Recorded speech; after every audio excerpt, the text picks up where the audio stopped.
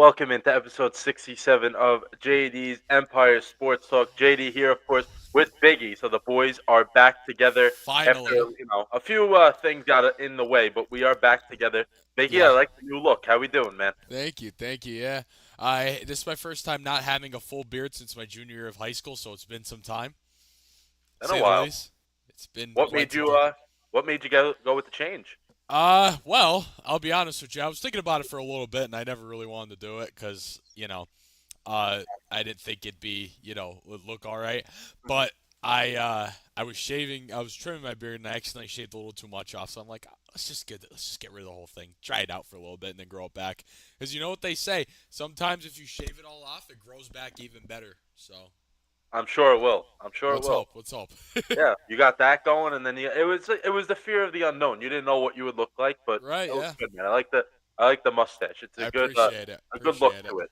But yeah, we have a very action-packed show. We were supposed to go last night. Things got in the way, unfortunately, but we're good to go tonight. We pretty much have the same topics we could talk about, just because NFL really Tuesdays and going into Wednesday, not that much going on No. in terms of from the weekend, but there is a lot to talk about. So we will start with the NFL. We'll hit the MLB, and then we'll get to some college football, which I'll let Biggie handle most of it because a lot has happened since last time he was on the show. So we will do the QB injuries first. So quarterback injuries in the NFL. Not last year, I believe it was the year before. There was a ton of them, if I remember right. I think it was 2023 that there was a ton of quarterback injuries. But now this year, now we're getting them. So Joe Burrow suffered a really gruesome toe injury that's going to leave him out till December, with Jake Browning taking over now. Jake Browning has played a little bit before, so I don't think it is going to be a drop off, of course, but we'll get into that in a little bit. JJ McCarthy will be at least out for a month, with Carson Wentz taking over, a name that rings a bell for Biggie. Yes.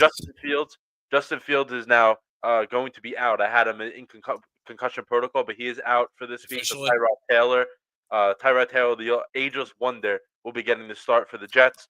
Jaden Daniels is on the fence with a sprained knee. Didn't sound too promising from Dan Quinn in the interview today. Marcus Mariota will potentially start that one. And then from last week, Brock Purdy is still going to be out.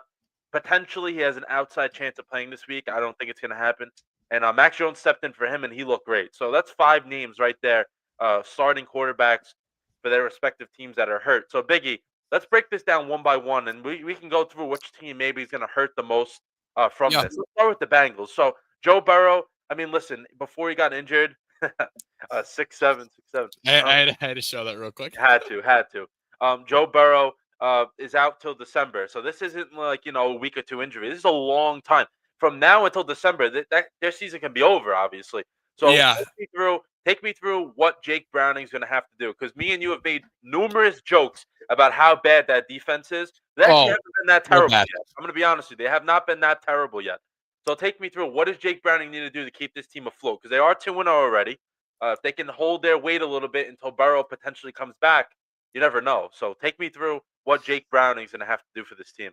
Yeah, we say that we said it a lot. The Bengals defense is not Go. great. They have played well. They've overperformed, in our opinion, to say the least, which is good. Good for them because that's been the issue for so long, where Burrow's had to carry the team literally on his back.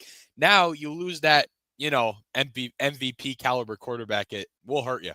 And you know, I think Browning will do okay, but he's really gonna have to get the ball out because the Bengals' problem is it's even when they made the Super Bowl a couple years ago has been their O line. Their O line is not the best. It never really has been. Joe Burrow's just been great. So losing that, he just has to get the ball out. I think that's going to be the key. Getting the ball out to his talented receivers. I think that's going to be the big thing for Jake Browning to carry the Bengals team a little farther.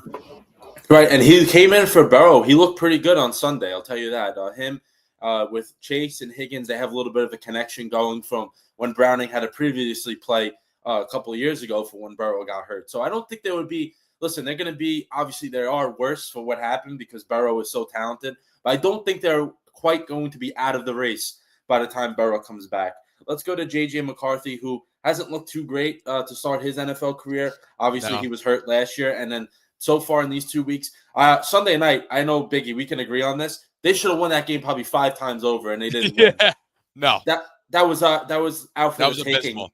Yeah, horrible performance. That might have been one of the worst offensive performances we will see throughout the entire season. But now he is hurt, so that kind of hinders his development a little bit. So he'll be out for a month at least. And Carson Wentz, old name but kind of not old name, will be taking over. He's had a hell of a ride in his NFL career, and he's got a chance here.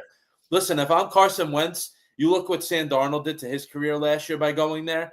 This is an opportunity for you for a month to show what you got. Maybe you never know. Maybe McCarthy's out a little longer. Maybe they go 4-0. Maybe they go 4-0, and KOC is like, oh, you know what? I'm going to let McCarthy learn a little more. I don't think it's going to happen, but imagine. I hate to tell you, it's not going to happen. Definitely not. Carson Wentz is obviously, I still think to this day, and people disagree with me, that we as the Eagles would not have been in the position to win the Super Bowl that year if it wasn't for Wentz. I know Foles is the one that ultimately finished the job, but we wouldn't even been in that position if it wasn't for Carson Wentz. He was on an MVP level at that time. And the injury just derailed his career. I mean, that's just how it happened. Yeah, that was a tough injury, and it's been a little bit of a battle for him the rest of his career after that. Let's go to the next one here. So my Jets, I'll keep this one a little short because I want to talk about it a little more later, but I want to get more of your take. It doesn't really – short for me is it's not going to make a difference. Doesn't matter who plays quarterback. But for Fields, who's given a golden opportunity to showcase himself maybe for this team, another team, now he's going to be out for. I think he might be out next week too. I don't know why I have a weird feeling about it. Yeah, that was a gruesome hit. He took that. His head like bounced back on the turf. It's not good. Yeah, not good. And now Tyrod Taylor is starting. Anything you got on this? He probably nothing really. I mean, it's definitely gonna impact the Jets a little bit. I mean, they already weren't off to a fantastic start. No, especially the game last week. Oh my God, I'm sorry. Oh my God, very rough. You'll get into that later, but Justin Fields, I mean, he has been playing decent, though, down the stretch. It's just the Jets are the Jets. That's just how it is, you know? Yeah. Yep. It's going to be to the point where they eventually have 4 quarterbacks starting in games for them this year. Oh, yeah, 100%. Yeah. And a bunch of bums, too. But let's go to the next one here. Jaden Daniels, who probably has the best chance of playing out of this group of guys we're talking about. But it's still notable to talk about because Dan Quinn didn't sound convincing, like as to say that he was playing. He didn't really sound too convincing in that sense. But I feel Marcus Mariota would be. I think he's suitable as a backup, which he is now, to go in there Sunday and possibly beat the Raiders. I really don't think it would be that far out of the realm of happening. Absolutely not. Out of all the ones here, I think this is the least impactful one. As much, it's crazy to say because of how much an impactful player Jaden Daniels is. Yep. Yeah, but I still think this is the least impactful quarterback injury out of all the ones we just saw. Him or Fields. I know it's crazy for you to think that, but him or Fields is probably the least impacting. Right. One. It's also in terms of like timeline of injuries as well. Like if you're out a week and a month or 3 months, that's a totally different game. But yeah, I agree with you because if Daniels is out this week, which if they were smart, they probably if he's in question. Let him sit out this week. I believe Mariota can go out there and get you a win against the Raiders. I really don't think it's that much. Yeah, no, I don't think that would be a big issue. No, and they have a good team. The Commanders are a good team besides quarterback. Like they have talent on that team that they would be able to beat the Raiders and then have Daniels come back next week. And then the last one here, Brock Purdy, who this is not really new. We kind of knew this, but it happened after I did the show last week, so I didn't really get to talk about it. But Purdy, he's another one with a toe injury, not as significant as Burrow, but he is out. Mac Jones, man, he looked great. I know we'll talk about the game in a little bit itself. Yes. But how do you feel about Mac Jones? A possible resurgence? Good. I actually feel really good. I think this is a good opportunity for him. 100%. I think it is going to be a resurgence personally. Because even with that, he has a good team around him now. I think he's in a better spot now than he was in his past 2 stints or 2. What was it? It was 2, right? Patriots and then Jags last year. Yep. Right. Okay. Yeah. Yeah. He definitely. I was going to say in coaching as well. He's definitely well set up to be. He's in structure now. He has a coach that really knows what he's doing. Right. And listen, we've seen Shanahan work magic with Jimmy G. Not the most talented guy. Brock Purdy, rightfully so, not the most talented Mr. guy. Relevant, he makes it work somehow. And we wouldn't be shocked that Mac Jones is on that long list of guys that Shanahan has worked with and has had success with even before he was a head coach. You know what I'm saying, along the way. But let's go into some other NFL news here so we can recap week 2. We'll just go game by game, a little quick, summary on what we liked, maybe something that we were shocked by and stuff like that. But let's start with the Thursday night game from last week, so almost a week ago at this point. Packers, which we correctly picked it. We did correctly pick it. Yes, Packers versus the Commanders. We got on the board for the NFL after we lost that Ravens game in week 1. But Packers, I said this last week, they look probably the most polished team so far to start the season. In both their games, they've looked terrific against their divisional opponent in the Lions. And then against the Commanders team, who's very good, we can both say that. They beat them pretty soundly as well. Packers, man, the Packers are actually kind of scary. Yeah, the Packers look good. Like, they look, and I thought they were going to be good to begin with. But not this good in the beginning. No, not this good to begin. No, absolutely not. Yeah. Which is, listen, defensively, Parsons has a sack and a half already, but it's also that everyone around him on that defensive line has just gotten better. Right. That's the difference. The next game here was the Joe Burrow led Bengals only for a little bit in that game. The Bengals beat the Jags 31-27.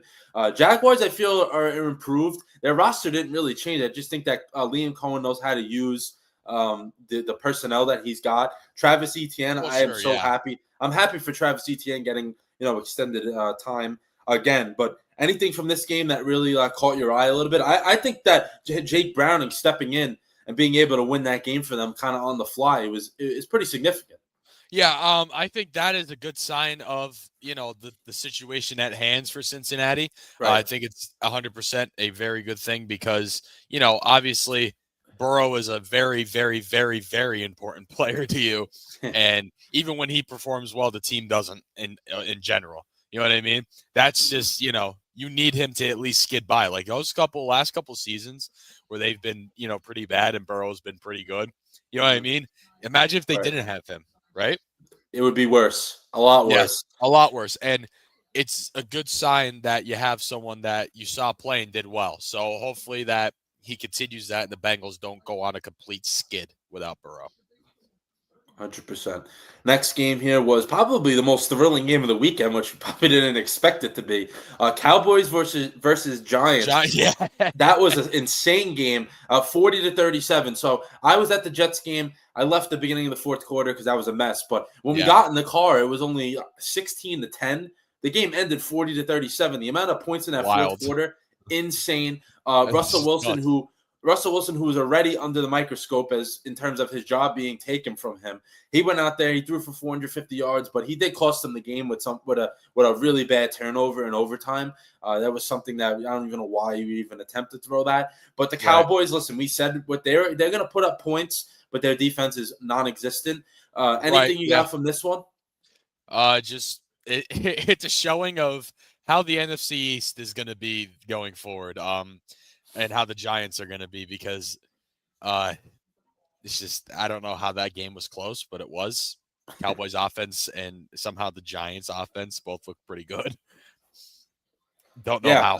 I could not believe that. Malik Neighbors and Wan'Dale Robinson, a guy that he's been a good NFL player, but he's on pace for like an insane amount of catches and yards already. But next game here is the Lions versus the Bears. So the Lions had a lot of doubt creeping their fans and people who support the Lions, like in terms of the NFL, when they got embarrassed week 1. But they looked just fine in week 2, putting up 52 points. Defense looked good. Jared Goff tossed 5 touchdowns, 334 yards. So I think it's safe to say, Biggie, the Lions are okay, and the Bears still stink, right? Yeah, I was going to say the Bears are the Bears, and then the Lions is still going to be okay. Yeah. Despite I think early struggles. Exactly, and I think that's what that game showed. And Ben Johnson, man, I think reality is going to start to hit him a little more and more. That Caleb Williams is not as good as he may have thought he was, and that defense, I'm not really sure what's going on with that Bears defense as well. Then the next game, Rams versus Titans, which is always tricky for West Coast teams coming more to the East just because of time zone differences and all that stuff. But the Rams did take home the win 33-19. That game was 16-16, I believe, and then the Rams took off after that. But, man, that Stafford, Devontae Adams, and Puka Nacua trio, it looks great already, and it's only the beginning for them. It looks terrific. Yeah. I mean, I don't think we expect anything less, but still, Rams are another team. They're very scary. Yeah, they definitely could be. I mean, like, Stafford still looks pretty good. I'm kind of shocked, I'm not going to lie.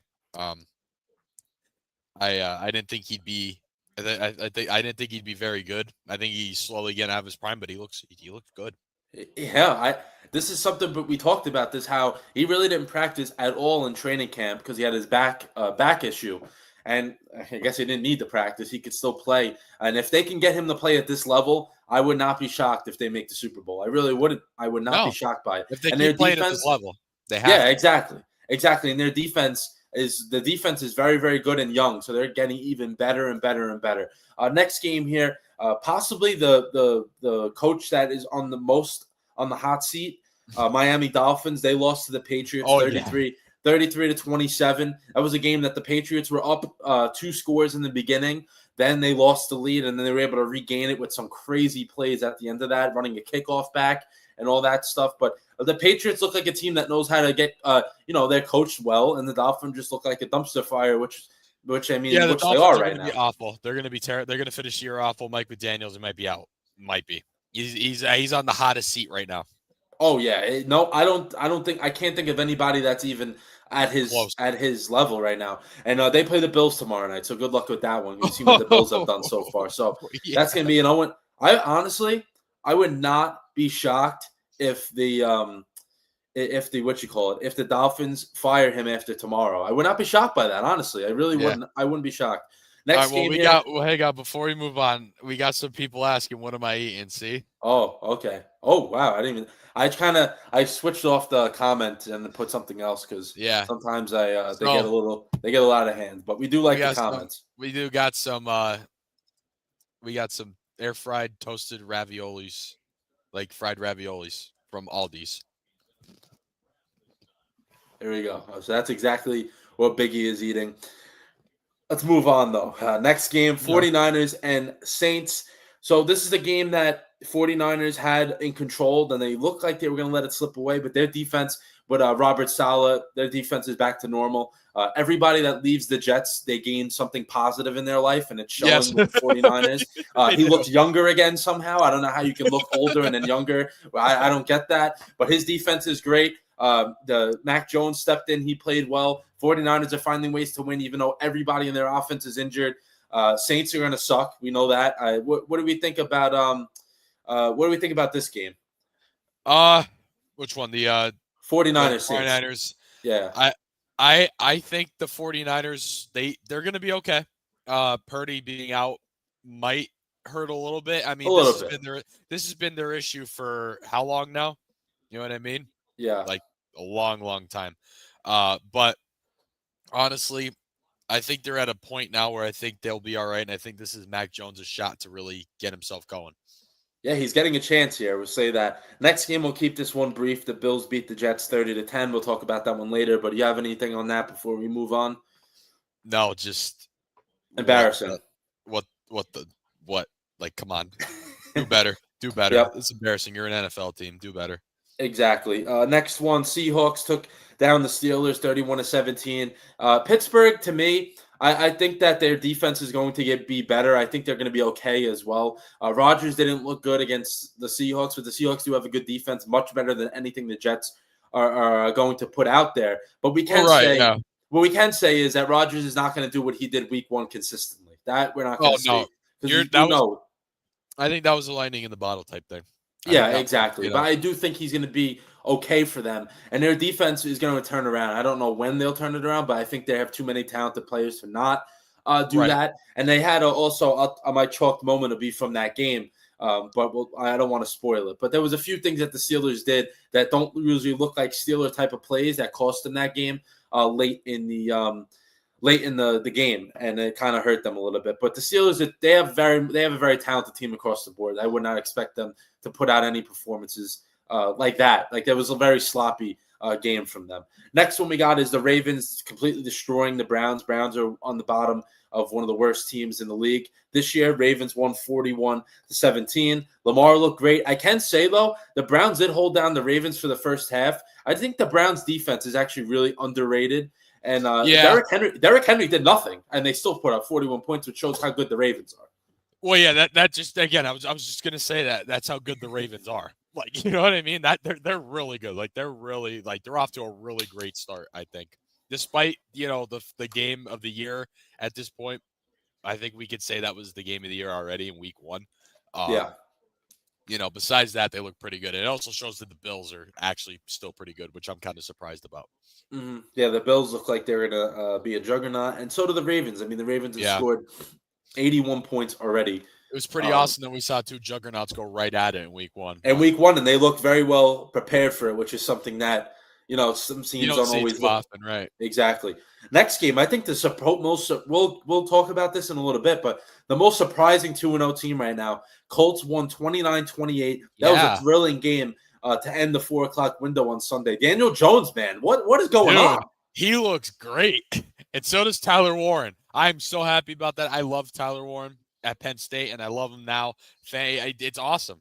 Danny Dimes and Tyler Warren. What a combo. Or his new name is Indiana Jones now. That's his new name, Indiana Jones. And listen, that offense is tailor-made for him right now. He's a play-action type quarterback hitting he's never really had a problem hitting receivers. It's just that his O-line with the Giants was a mess. We know that. The Colts have a really, really good front for him to just be comfortable. He got Jonathan Taylor in his back pocket. I know he did have Saquon Barkley, but Barkley was injured a lot of that tenure with Daniel Jones. And he's got to regain when a coach has confidence in you, that goes a long way. I know certain guys see that differently, but some guys really need that with that coach to be in their ear, be like, I believe in you, you're this, you're that. I mean, and he won the job. It wasn't like it was handed to him. He went out and beat the guy that was there that was only drafted 2 years ago. So that job was not handed to him at all. Good for Indiana Jones, we'll call him now. Good for Indiana Jones. Next game here, the Cardinals beat the Panthers 27-22. This is a game the Cardinals were up, I think, by like 17 points. They almost blew the game. The Panthers had a chance at getting a go-ahead touchdown with under a minute left, which I don't understand. This game I really had no interest in, though. It was kind of a stinker. But at least Bryce Young definitely looked better than what he did in week 1. We could say that. Yeah, no, I agree. I think Carolina, they should be okay. I don't really know how to feel about them. I really don't. Yeah, the way they ended last year, I feel like they could have been one of those teams that did improve, but the first 2 weeks, it kind of showed that they went a little backwards. Yeah, but we'll see. I mean, there's something – you can't really read into the first 2 weeks of the season that much because we know for a fact that teams change, things happen, injuries, a lot of things happen along the way. Then this game, your Eagles, I'll keep this one short. I know you want to talk about it later, so we'll save that. But the Eagles did beat the Chiefs 20-17. Chiefs are a mess. I could say that. That's a thing I'm not overreacting about. Chiefs are a mess. They have some problems that I don't know if they're fixable. I know it's only 2 weeks in, like I just said, but I think they have issues that are going to hurt them throughout the entire season. And the Eagles just find a way to win. They're a winning team. My team's a losing team. Your team's a winning team. They just know how to win. They do anything they have to do to make sure that bounce goes their way. Barkley doesn't have to take over, but he can when he has to. The defense is great. Hurts does what he has to do. Hurts hasn't looked too great yet, but they're 2-0, so it doesn't matter. And that's the thing with Jalen Hurts. I think people are looking at the wrong stats of his. Exactly. I think they're looking too much into the stats on him rather than that this guy can just win football. He's a winner. Yeah, he's a winner. You know what I mean? Like people go, he didn't have 100 passing yards. He didn't do this. He's a winner. Like, you win football games. Who cares about stats? If you win football games, you win football games. Like, I hate when people do that. Like, yeah, I mean, and he's and he just won the Super Bowl, so it doesn't. The way they play, it doesn't matter because they're going to go out there and still win games. Then to recap Sunday before we hit the 2 Monday night games, the Falcons beat the Vikings 22-6. This is the game the Vikings we said before should have won 5 times over, and they still didn't win. Vikings had plenty of chances to score. Falcons were held to 5 field goals before they did score a touchdown. So the Vikings defense is legit. We know that. But the offense, I know with Carson Wentz taking over now, it's going to be a little different. But even when McCarthy comes back, he needs to pick it up because they have a lot of talent Big on that time. team. They can't let go to waste. Right, and honestly, it looks like it's going to at this point. You know what I mean? Yeah, that defense is great, and they have weapons all over the place. They need someone to facilitate, and you never know, man. Carson Wentz actually might be able to do that. Then we got Monday night, where the first game was great. Bucks taking on the Texans. The Bucks won in literally the last second. There was 4 seconds left. Awesome. Baker Mayfield. We are both fan favorites of Baker. Oh, yes. I cannot wait to laugh on Sunday when he throws 5 touchdowns against the Jets. But in this game, he went for 215, so nothing crazy, 215 yards, but made winning plays. Ever since he went to Tampa, he's got he just got it, man. And they love him. He's the leader. He really is the leader of that team. It's nice when a team actually gives you a shot, right? Right, exactly. They gave him a chance, and he ran with it. He's never letting that go. And then with the Texans, I don't know. I'm not really too high on them. I feel like they've gotten worse since DeMeco Ryans and C.J. Stroud came in. This is their third year together now. They kind of had a first-year high, and then they've been falling off since. Yeah, like I know last year they had the same record, but I don't know. It didn't feel the same. And now this year they're already 0-2. And they have a division game on the road this week. I think it's Jacksonville. We'll check that in a little bit, but they can very easily be 0-3 because Jacksonville's definitely looked a hell of a lot better than the Texans have so far. They just look improved overall, Jacksonville, I think. Mm-hmm. And then the last game here, the Chargers against the Raiders. So the Chargers won 20-9. Chargers are now 2-0. They played 2 divisional games, and they've won both. Their defense, outstanding. Herbert looks so comfortable. Quentin Johnson's actually catching the football now. Keenan Allen is not. He was another guy. He looks rejuvenated going back to L.A. McConkey is great. He's just everything he does for that team.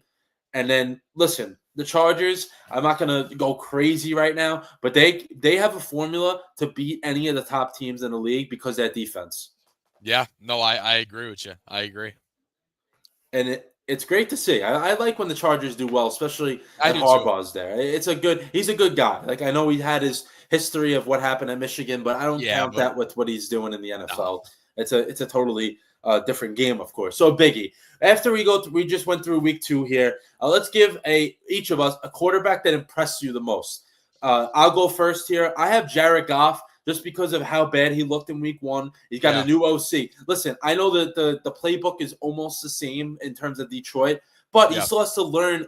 They have to have that relationship of OC to quarterback, it's a big deal. It's like in baseball with a pitching coach and a pitcher, all the different types of sports you can think about. And it's big. So Jared Goff went out there, 5 touchdowns, 334 yards. Calm down the people that said he was not going to be the same without Ben Johnson. He looked great. So he impressed me the most. Yeah. Who do you have from week 2? A nice quarterback here. And I'm going to just continue saying his name, Baker Mayfield. I mean, he looks great. Like he hasn't fallen off since he's gotten to Tampa Bay. You know what I mean?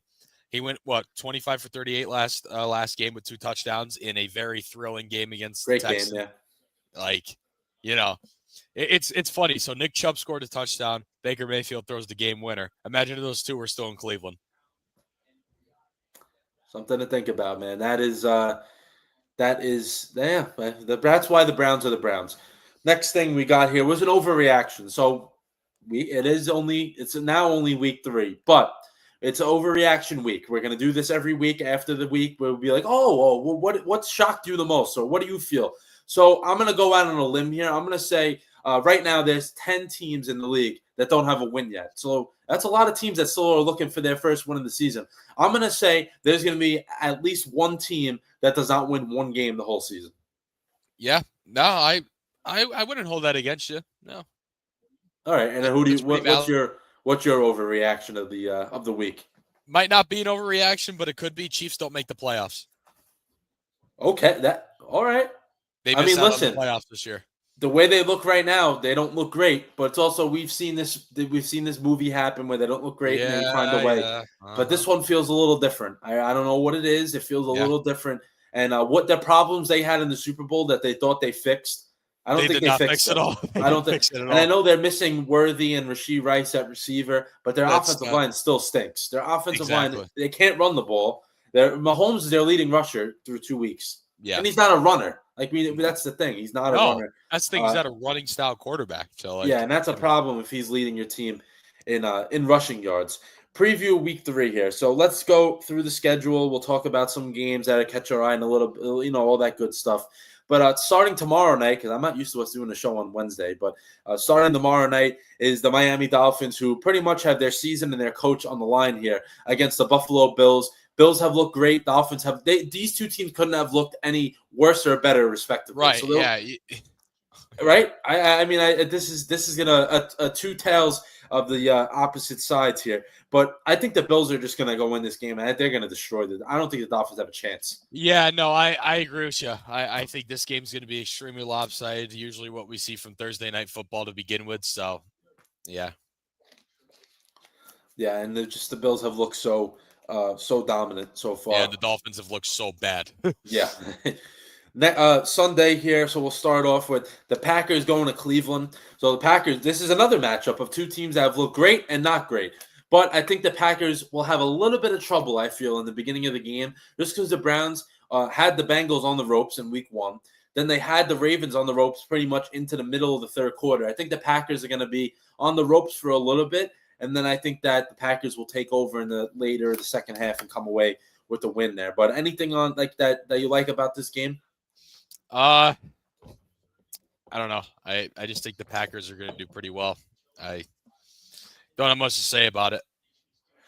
Yeah, so it seems like there'll be another team that's undefeated and a team that's still winless after. Yeah, this is a good matchup. Colts and Titans, Danny Dimes, or Indiana Jones, I should say, going to Tennessee. The Colts are 2-0. Titans at 0-2, so they're another team, a matchup of undefeated versus winless. But I think Cam Ward has shown flashes of what he can provide for a Titans team that doesn't really have much around him right now. Well, yeah, that's the thing with the Titans. They don't really have anything around Cam Ward.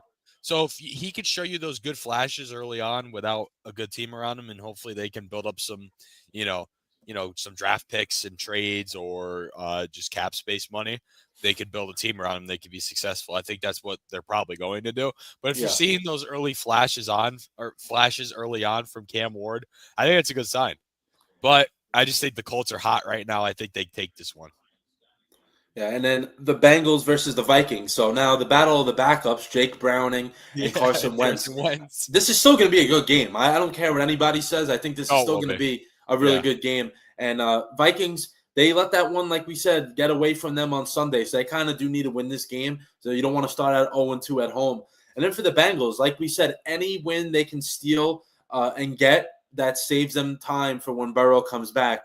That's big for them. So if they can get this win, they're already 3-0. That's not that bad for them. For them, and then the situation that's at hand right now, that's exactly 3-0 at this point would be pretty good. Yeah. Next game here is the Steelers and the Patriots. I think this is going to be a game that I think it's hard to tell because the Steelers look so great and then they didn't look great, but I think that they will get this win against the Patriots. The Patriots they didn't play great against the Raiders in week 1. They beat the Dolphins, who are a dumpster fire, in week 2. Drake May has looked good so far. We could say that. He's looked very comfortable in terms of the offense. Josh McDaniels is a very good OC. We know that. So we'll see what happens. But I think if the Patriots can get some pressure on Rodgers, it'll hurt him a little bit because he can't move as well as he used to. And with the Steelers, this might be the game, though. The Steelers can turn it on defensively and shut down a young quarterback. This is the type of game that maybe can get that defense going a little bit because they have been really bad so far. Yeah, no, I think that. Oh my God, what am I trying to say? I think the Steelers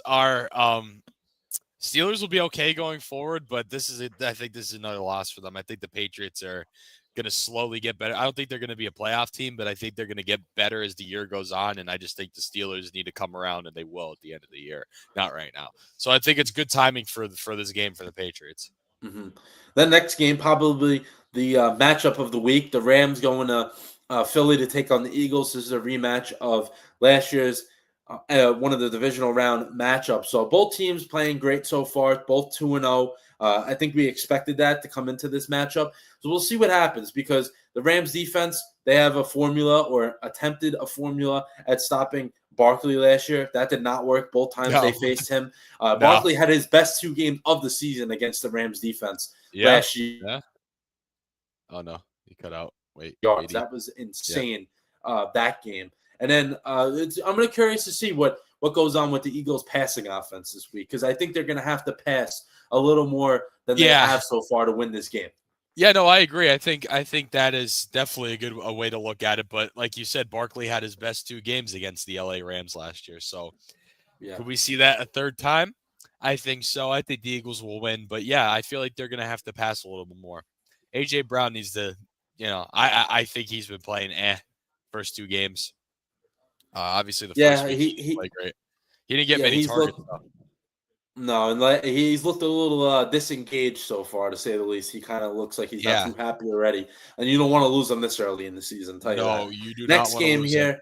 Yeah, next game here is my Jets. Well, I don't hate it's embarrassing to say that, but it is my Jets against the Bucks. I would expect this one to be a nice, quick game for Tampa. Baker Mayfield is on a roll. Jets defense can't stop a nosebleed. That's pretty it on my take for that. I'll talk about it a little more later in the show. You got a lot to say Biggie, later. Do you have anything on this game? It's probably one of the more boring matchups of the week. Baker's going to go 3-0.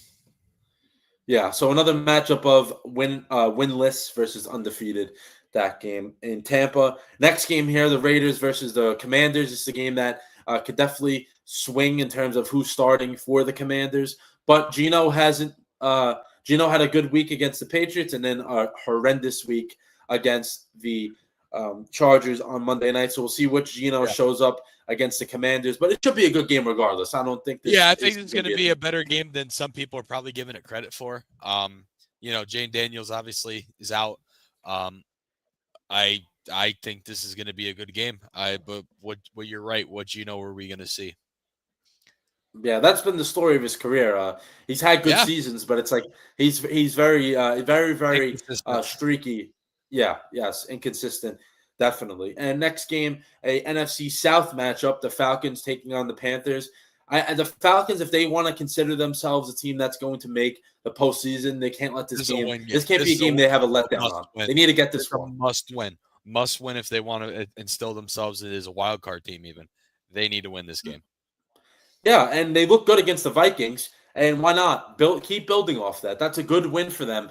They almost won week 1 against the Bucs, who are, of course, like we said, we're giving them high praise. They need to get this win if they want to have that playoff aspirations, which they are setting out to go for.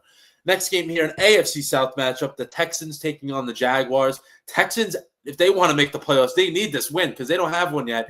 And for Jacksonville, this is a nice statement for them to be like, yeah, you know what? It's not the Texans division anymore. It's us and the Colts that are going to be going for first place. Yeah, I think this is a game that if the Jaguars win, this is a statement game. This is a prove it to me type game, I think. Yeah, they need to. Both teams have something to prove. Texans, usually when you're 0-3, you're in trouble. So they need this one.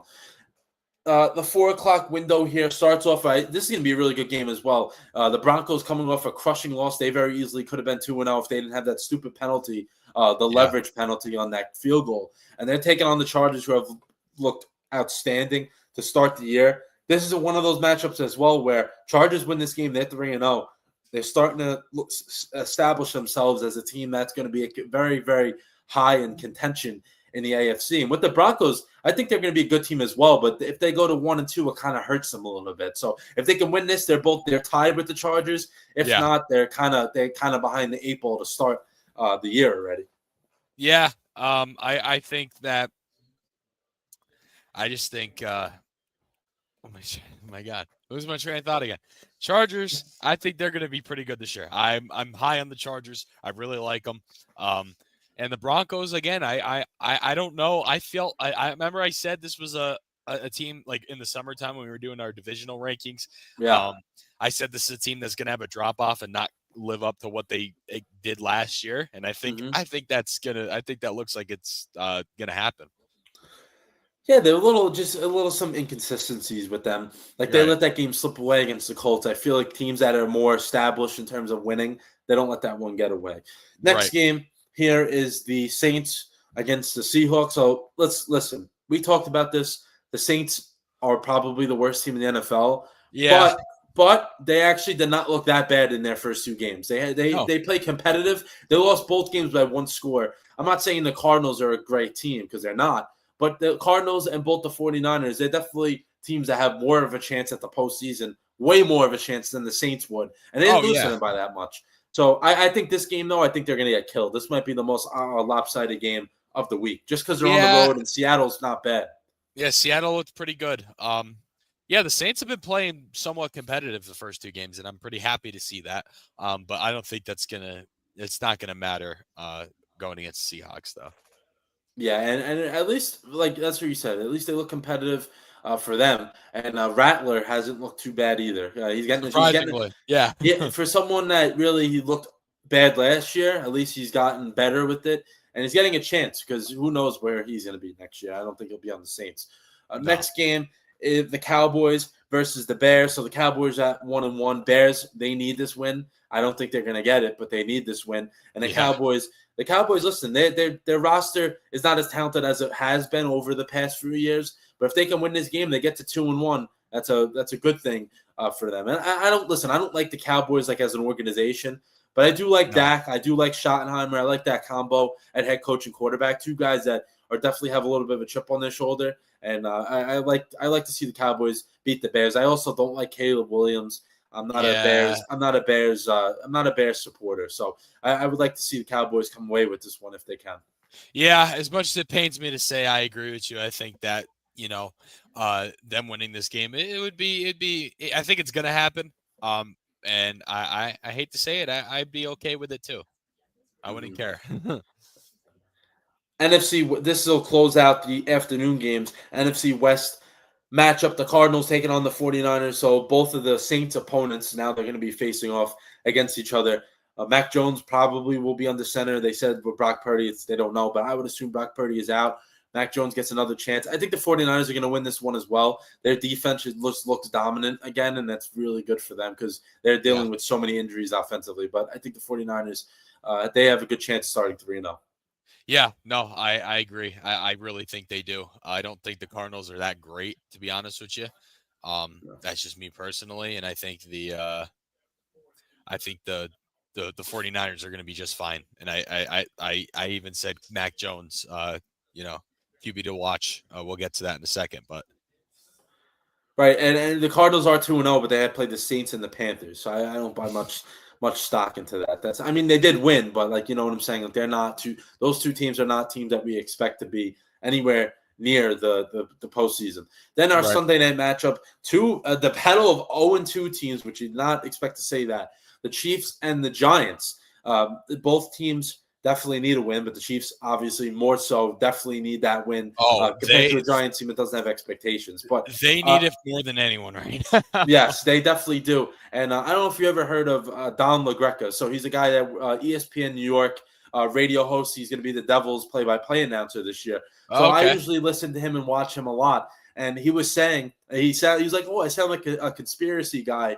But the NFL is not going to allow the Chiefs to go 0-3. And this is actually something that I wanted to bring up because I actually agree with that. Like, if you think about it, they are not letting the Chiefs lose on national television Sunday night in New York to go 0-3. They're not doing it. They're not letting it happen. With you. It's not happening. It's just not. You know what I mean? That's just the reality of the NFL. And that's why I am more invested in watch college football way more than the NFL. Yeah, and every time the NFL is like, oh, we're not that, we don't do that, we don't make sure teams do this. Sometimes they do things that, they look a little suspicious, and I would not be shocked if the Chiefs get a few calls going their way. I know I may sound like a hater to some people right now, but I'm just saying, I can agree with what Don said, that I could see that. The NFL not allowing that to happen. They're going to do everything in their power to make sure the Chiefs come away with a win because they don't want to see them go 0-3.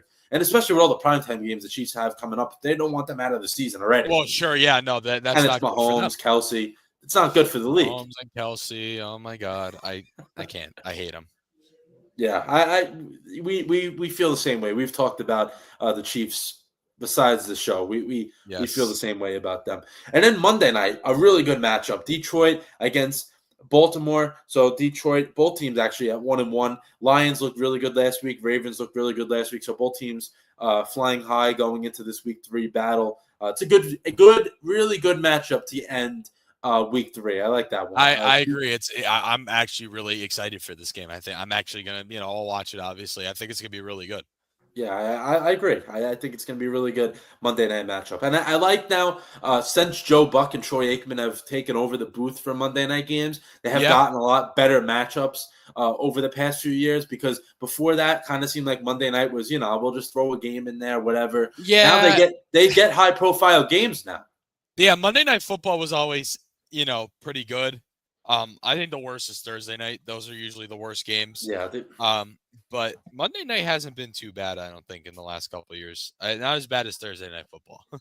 Yeah, Thursday. I mean, listen, Thursday night used to be actually a lot worse, but it's gotten better as well, because Al Michaels is not somebody that wants to, at his age, want to call the Titans versus Jaguars if they were to play each other. He doesn't want to call that. But that'll do it for the Week 3 preview. Before we do move off the NFL, we have a few more things to touch. So the quarterback to watch in Week 3, I'm going to go with Carson Wentz. I know I probably mentioned this guy's name 5 times already. I don't know why I feel so excited for him. I'm not even a Vikings fan. Everybody knows that. But I want to see what Carson Wentz does against a Bengals defense that isn't great. He's got Justin Jefferson, TJ Hawkinson, a bunch of guys. They have Aaron Jones is now hurt, so you take him out of the equation. Jordan Addison is suspended. He has Adam Thielen, who is still not that. He's a guy that can do something for you at the receiver position. Right. I want to see what Carson Wentz does, and I think it's more because of how well Sam Darnold did last year. I want to see what scenario what Carson Wentz can do. I kind of want to see it. I'm curious to see. So that's my QB to watch. Keep an eye on Carson Wentz with Minnesota. Yeah, no, I agree. I think that this is, it's crazy to say Carson Wentz is starting for the Vikings this week. So crazy to say. But, yeah, I mean, you saw what Sam Darnold did. I'm sure you want to see that again. I can tell you want to see that same scenario happen again. But I didn't even think about this. Carson Wentz and Justin Jefferson. What a duo. Huh? Yeah, that you have a guy like that, and Carson Wentz actually McCarthy wasn't pushing the ball down the field. Wentz will push the ball down the field if he has to. So that's why I want to see it, because Jefferson went bananas with Darnold last year because they were pushing it down the field. That's why I want to see it. I want to see in terms of what Jefferson, if his production can go up a little bit. But who's your guy to watch? Who's your QB to watch for Week 3? I'm going to go Mac Jones. I think he's going to be very reliable for the 49ers going forward. And this is a game that they should win. I think they will. So look out for Mac Jones this week. I think this is his turning point. All right, so 2 guys stepping in for starting quarterbacks that are injured. So we'll see what they can do. Mac Jones build off what he did, and Carson Wentz try to find some magic as a Viking. And then the last guy here. So we'll do a fantasy guy to make sure you get him in your lineup.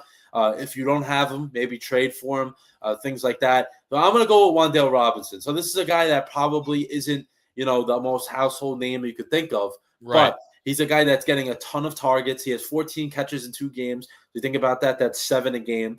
He has almost 200 yards on the air, so he's averaging basically 100 yards a game so far. And he's going to continue to get targets. And I think that with Russ at quarterback for the time being, you got to ride the Wan'Dale Robinson train until he doesn't do well. So if you don't have him, try to get him. If you have him, put him in there in that flex spot. Need a kicker? Get Matt Prater on your team. Bills are going to have another big offensive game. They are rolling right now, and Matt Prater is pretty good. The old man Prater. If you need a kicker, pick him up. Do it. Go all in on Matt Prater. Probably not the answer you were expecting, but no, definitely not. But I mean, he's been good. Came off he was coaching high school, and now he's kicking for the Bills. So we'll see how much longer he does do that. But still, listen, the Bills are going to put up a ton of points tomorrow night. So if you can get Prater now, this is more meant for last night, which we apologize about. But it doesn't matter. If they could still try to get Prater is probably available, I would say, in most leagues. So if you can get him, definitely go with that. And then the last thing in terms of football here, my chalk moment of the week is from the Steelers versus Seahawks game. So Caleb Johnson, there's a few different reasons why I want to talk about this. So Caleb Johnson, a rookie from Iowa, a running back, and now he's with the Steelers. So I think he had, if I'm mistaken, I think it was 5 or 6 kickoff returns in his entire college career. So this is a guy that doesn't have a ton of experience doing what was asked of him. But he's a rookie, so of course he's going to do whatever is asked of him in the pros. And in the fourth quarter, they're in a battle with the Seahawks. They had a chance at winning that game, and the kickoff goes off, and it goes in the end zone. So he didn't think to pick it up, so he just let it stay there. Seahawks run and get it for a touchdown. That's a chalk moment for me because first of all, if this is a guy that doesn't have a ton of experience, I wouldn't put him back there. I think that's kind of stupid.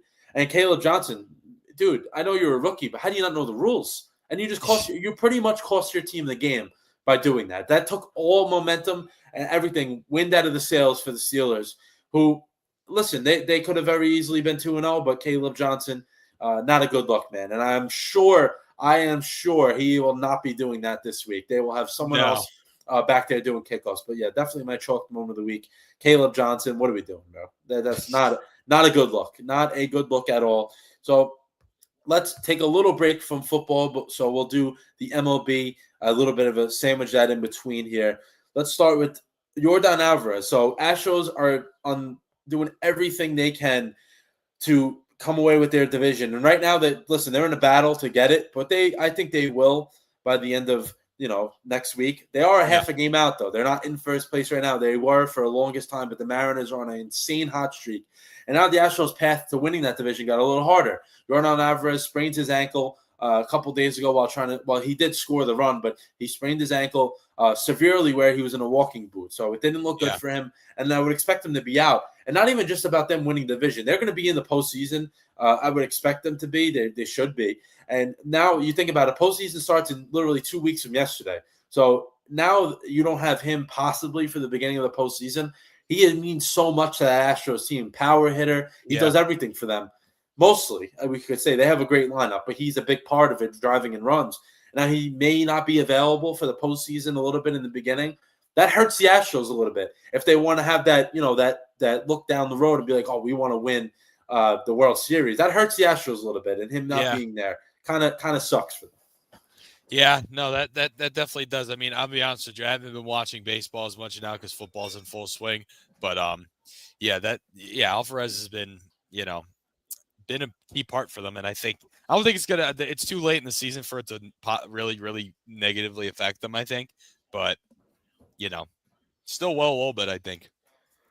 Yeah, definitely think about postseason, so down the road a little bit, and then if they're in a dogfight for the division, so it's going to hurt them a little bit in terms of I just think they can win without him, the division, but we'll see what happens. Some other MLB news we got here: the Phillies clinched the NL East, which I know you're not a Phillies fan, but you do support Philly sports, so I know you're a little happy about that. They clinched the NL East, second straight title. Third straight season of 90-plus wins. So the Phillies, listen, they haven't won a World Series in this little stretch of good postseason, but they've been close, and they have gotten worse over the few years in terms of postseason success. Yes. But this team is a little different. I think that they have a chance at going deeper into the postseason than they have the past few years. They have the formula for it. Yes. And they've been on an insane streak lately. So I'm not going to say good for them because I don't like the Phillies, but you have to give them respect. It's not good for you as a Met fan at all. Exactly. And the Mets didn't deserve to win the division because they have not played well at all.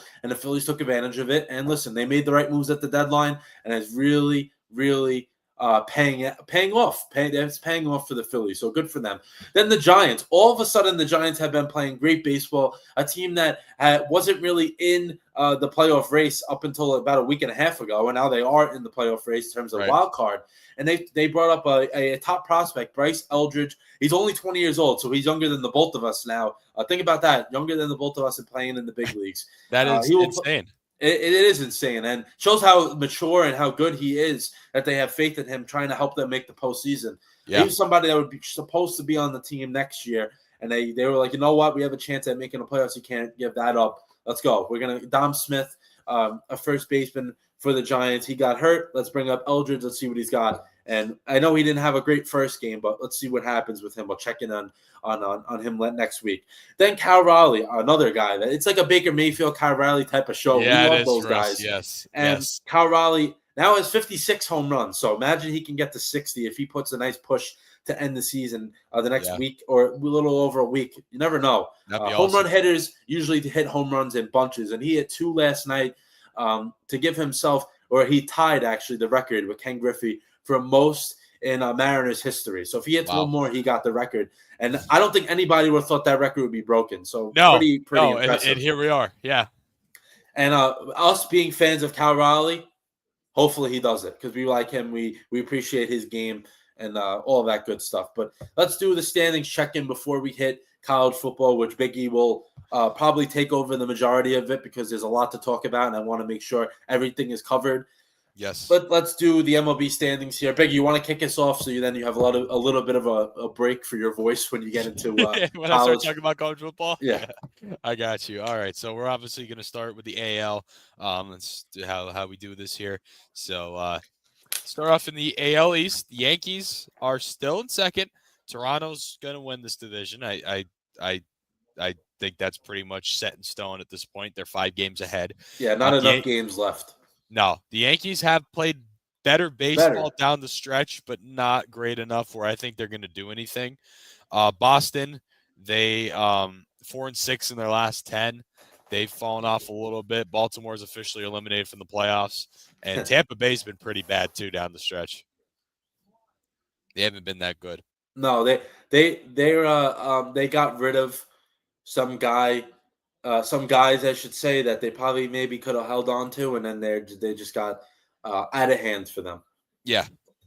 And then we'll go into the Central now. Detroit Tigers, they're 5.5 games ahead. That's probably good. That's their division. It has been all year. I mean, we've talked about it all baseball season. The AL Central's not that great. You already have 2 teams eliminated from the playoffs, those being the Minnesota Twins and Chicago White Sox. And then the Indians the Guardians. Sorry.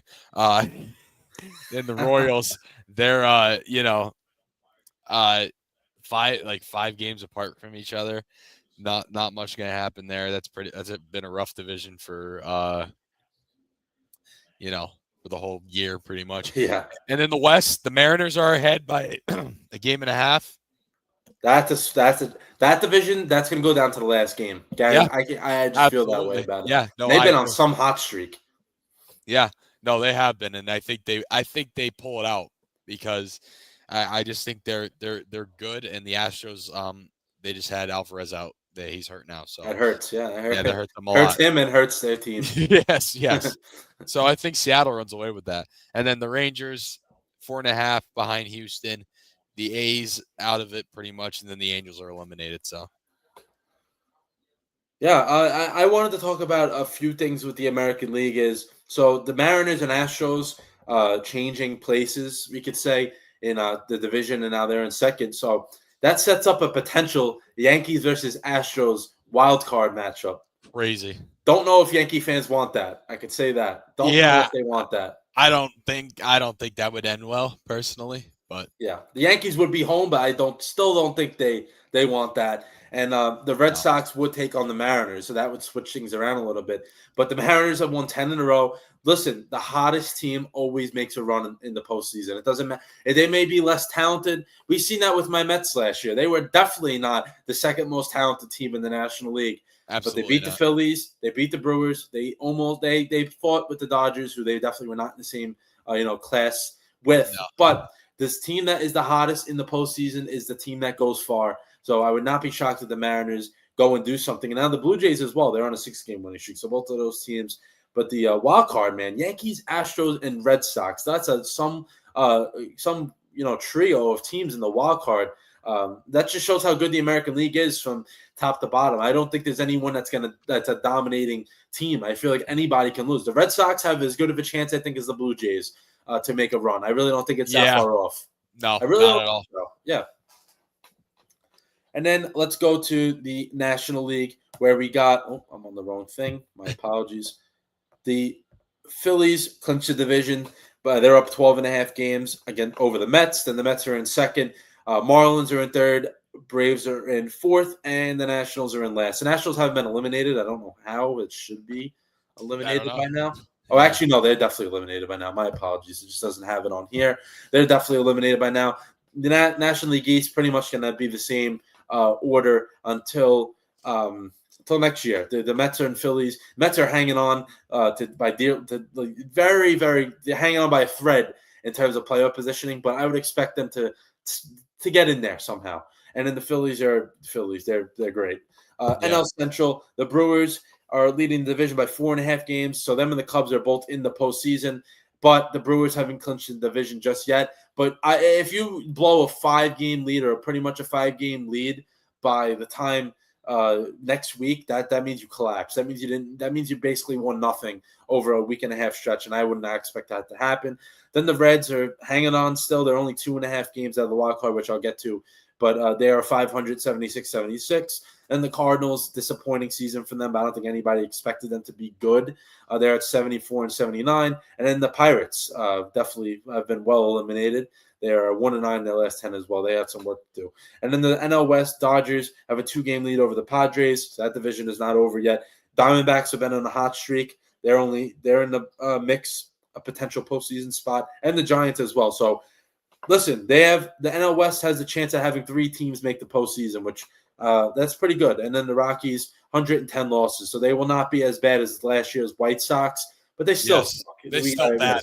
They still really bad. Yeah. And then the NL wild card, we got the Brewers as the 1 seed and only a game a lead over the Phillies. So you never know, that can switch, and that's a big thing. Dodgers are the 3 seed. Cubs are the first wild card. That makes them the 4 seed. Padres are the 5 seed, and the Mets currently as the 6 seed, with the Diamondbacks 2 games out, Reds 2.5 games out, Giants 2.5 games out, and then the Cardinals are 5. So I wouldn't count them as having a chance. But Diamondbacks, Reds, and Giants all within 2.5 games or less. So the Mets still have to go out there and that take care of business. They have. I know we'll talk about this in a little bit, but they have the Padres, who they beat last night. They're losing to right now. They have them for one more game tomorrow, the Nationals, and then a few other teams to end the season. But that'll do it for MLB. For now, I will talk about the Mets in a little bit, a little more in depth. And then let's do college here before we hit the How You Doing segment, and then the Pick'em segment. So, Biggie, floor is yours. I know there's a lot that has happened, so let's kick this one off. Yeah. So let's talk about the Clemson Tigers. They are 1-2 right now. Georgia Tech looks very good. Like I know they are. Georgia Tech is a good program. Like the last couple of years, they've been really, really good. And they are one of those teams now that's going to be a problem in the ACC. Now, I like this a lot. I really do, because we're finally looking a little more competitive. So I'm an ACC fan, right? Mm-hmm. The conference is not a great conference. The ACC kind of sucks. Let's be real here. It has for a long time. But I think with this, it doesn't look good that their biggest brand is bad. But I think it looks better because it looks more competitive. I think when you have teams like Georgia Tech doing well, and you have teams like, I know they lost, but Pitt, when they do well, or when Syracuse does well, like when we're relevant, you know what I mean? Yeah. Like, it's good for the conference because it's not just Clemson or Florida State anymore. You have some more disparity. And then Miami, oh my God. They look great. Look at them. They have looked great. They look fantastic. They might win the ACC this year. Mm-hmm. If they could keep that going, they're going to win the ACC. But it's too early to tell, I think, especially with how down Clemson is right now, and Georgia Tech's on the rise, and Syracuse is getting better, and Angeli is also leading the nation in passing yards right now. He is. Yes. Great job letting him go, Notre Dame. Thank you. We appreciate you. We appreciate you. We really do. We love you guys. Thank you. We have the better quarterback. Time will show that. Yeah. Just got to get a win. You guys will. This week. Yeah. You should. Your 2 only hard games are done. You have all cupcakes now, so that's how usually it goes for you guys. But enough Notre Dame hate. Sorry. But yeah. So let's go into week 3. There were some pretty decent games. Now usually we see more of the FBS versus FCS games in week 1, but week 1 of this year was fantastic. Right. So they're all now. They've all happened in this previous week. So let's have a look at some of them. Let's look at some games that were actually pretty good. So let's go through the let's see. The LSU Florida game.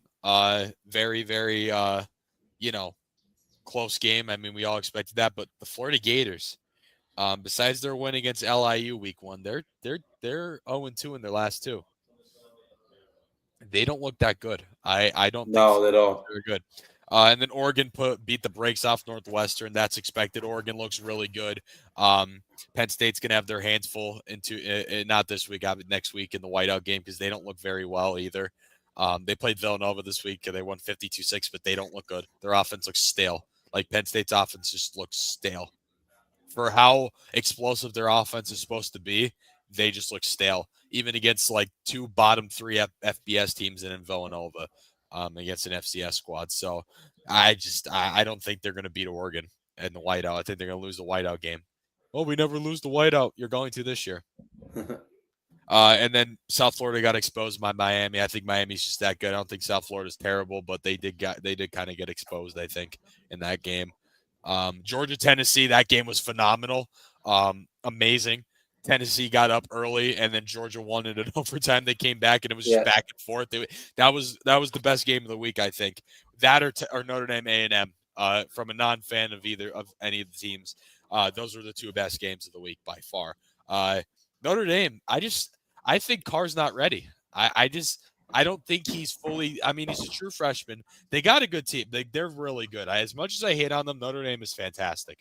They are. They're one of the top programs in college football.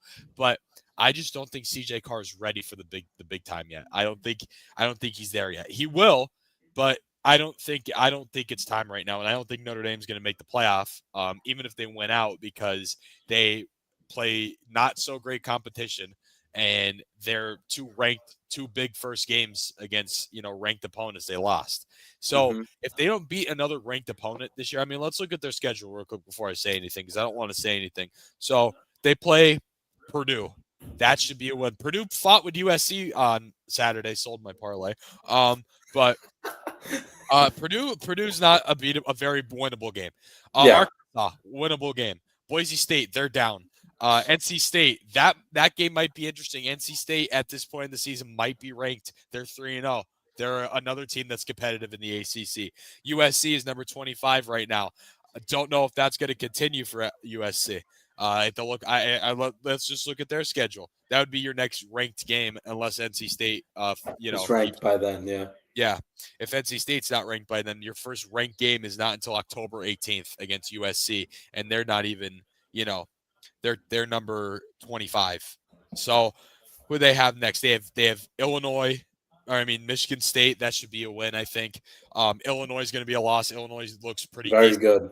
They don't look as good as number 9, but they're good. They're good. They play Michigan, who looks pretty good, better than people give them credit for. Than you guys, and then so at that point they might not even be ranked themselves. If they lose to Michigan, I don't think they'll be ranked, because they'll lose to Illinois, they'll beat Michigan State, but if they don't beat Michigan, I think they drop. I genuinely, and it depends on how much they lose by to Illinois too. So that could not even be a ranked matchup.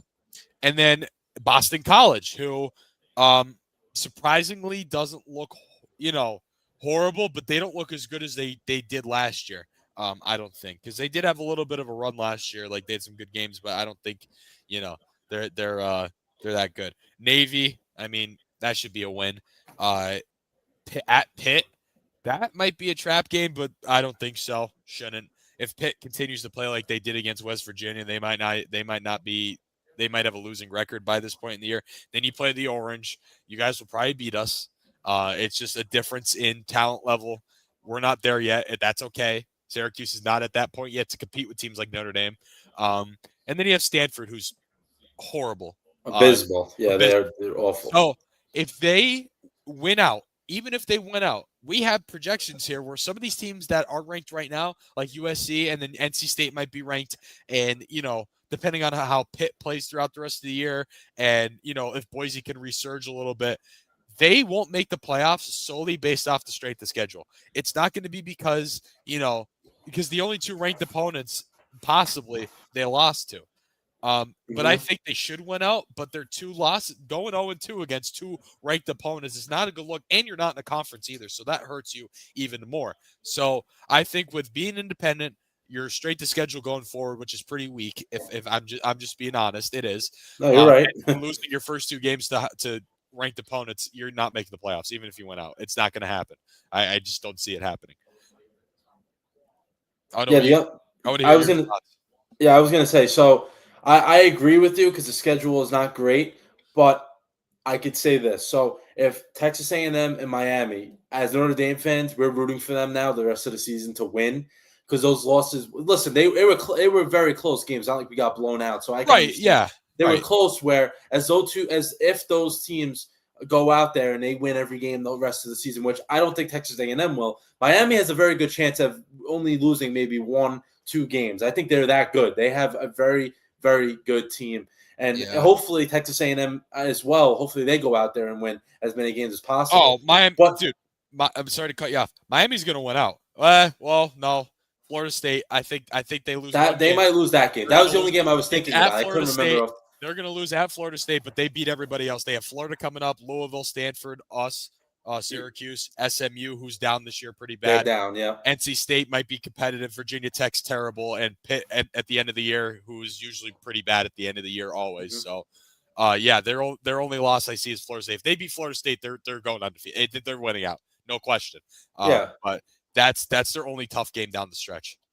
Yeah, so I'm rooting for them hopefully they beat everybody, so that would look okay for Notre Dame. It looked better for you guys, yes. Yeah, exactly. So that's what I'm saying. Like as Notre Dame, whoever is a fan out there as well, the strategy I've been thinking about, which obviously I have no control over, but just to root for Miami and Texas A&M to have great seasons now.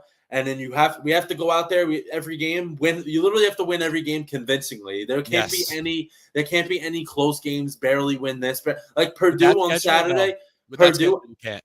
Yeah, no, exactly. And the Purdue game, I think we're favored by like 20-something points. Gotta beat them. Gotta have to beat Purdue by 3 scores. Yes, if you don't beat Purdue by 3 scores, it's not a good win.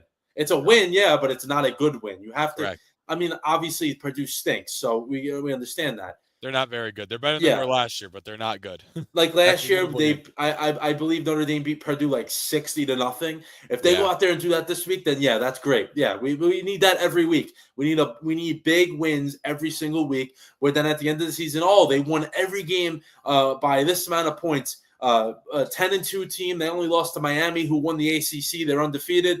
Texas A&M, they did well as well. Yeah, they didn't win the SEC, but they were a good team as well. Then maybe we get in as the last team. Like I can see that. like a very slim. 11-12 seed, but I don't see it happening. I don't.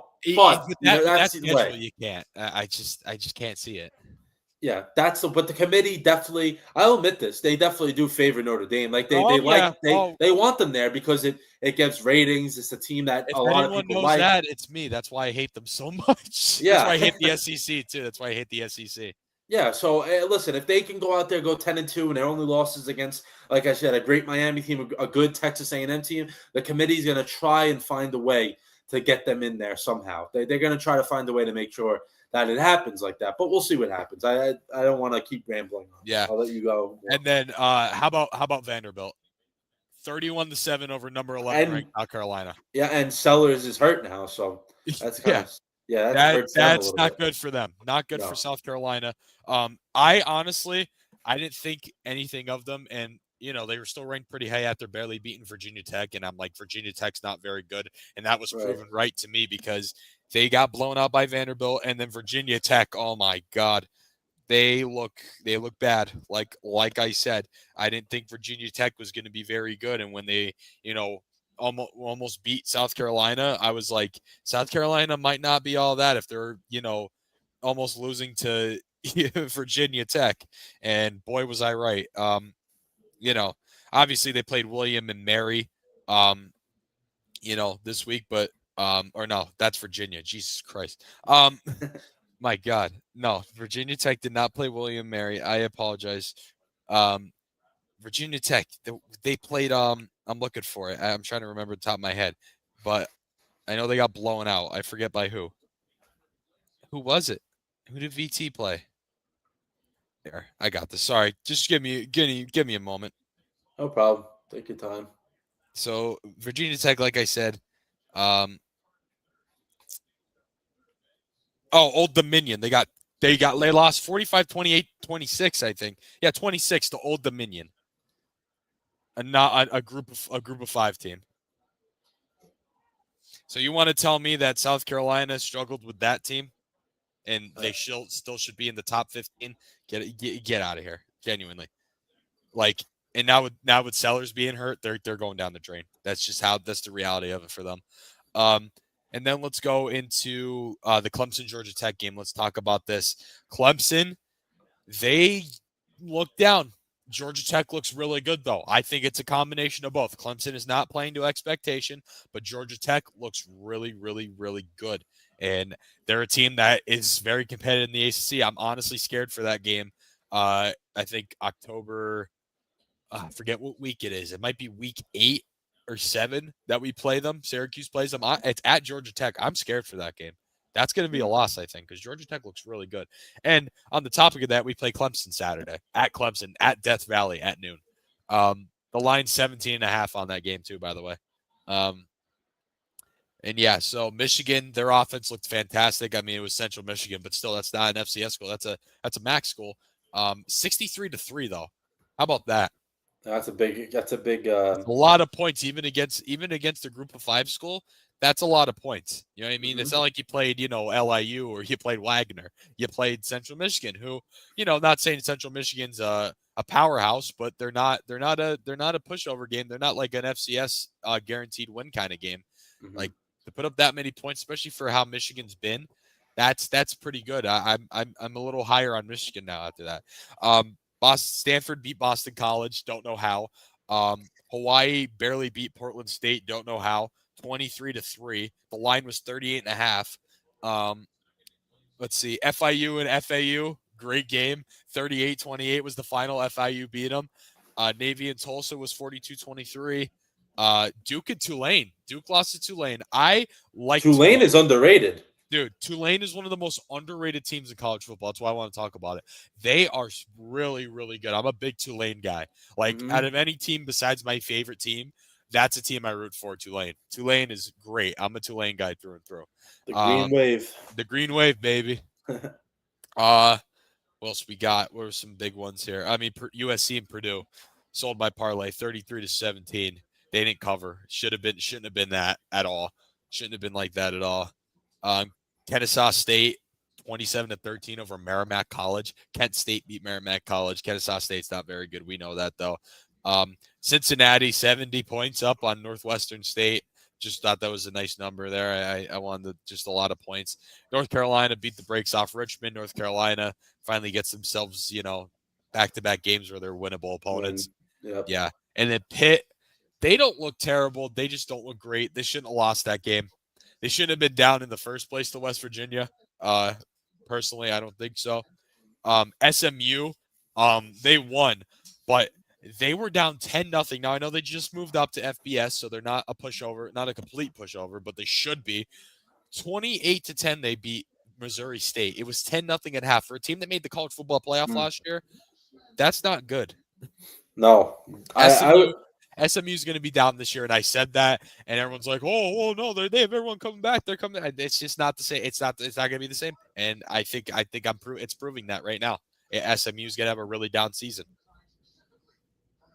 And then this was the game, one of the most this is the game of the week that no one watched. UConn and Delaware. UConn lost to Delaware in overtime at Delaware Stadium. I'm a big Blue Hens guy. I don't know if you know that. Yeah. Big Delaware Blue Hens supporter. And UConn is 1-2.